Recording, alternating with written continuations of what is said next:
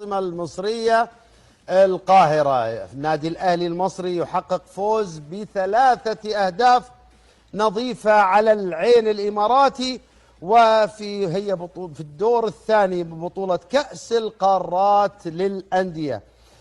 بعد المباراة حصل النادي الأهلي على كأس ثلاثي، هو كأس أفريقيا وآسيا والمحيط الهادي.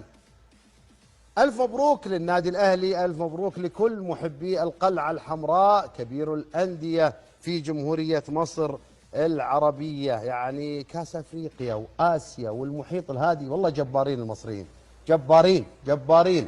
ألف مبروك لكل الأهلاوية. اليوم مباراة كان يعني البعض يعتقد أن ممكن العين الإماراتي اللي هو حامل لقب دوري أبطال آسيا بعد تلك المباراة العجيبة التي عبر من خلال الهلال في ظروف معينة كانت، وجدت مباراة كان الكل يقول لك الكابتن سفيان رحيمي راح يسوي العجب في استاد القاهرة. وانتقدني بعض الجمهور في السوشيال ميديا، ليش تنتقد سفيان رحيمي؟ انت تبغى سفيان رحيمي يلعب باسترخاء عشان الهلال؟ لا يا عمي، انا عارف اللاعب، هذا اللاعب لا يستطيع ان يبرز الا في حالة واحدة،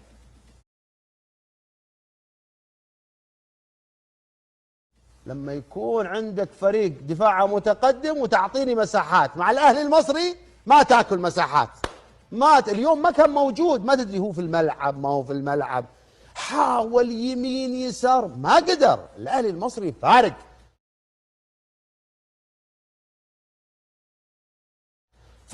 فارق كثير. يعني اليوم وانت تتفرج على المباراة ما تشوف الا ايه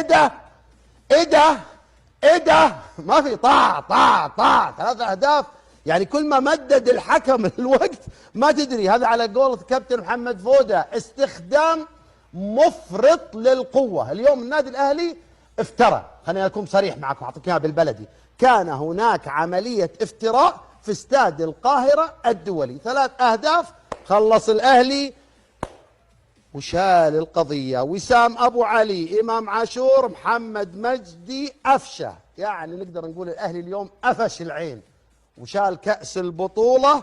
والأهلي فعلا ما له حل. يا أخي الأهلي ما له حل برا مصر، تبغى جوا مصر بعد يكون له حل بوجود 75 ألف متفرج في مدرجات استاد القاهرة. فعلا كانت الدنيا ضيقة اليوم في استاد القاهرة، ضيقة، ما تشوف الا احمر باحمر، ارضيه حمراء، مدرجات حمراء، كانت ليله ملتهبه.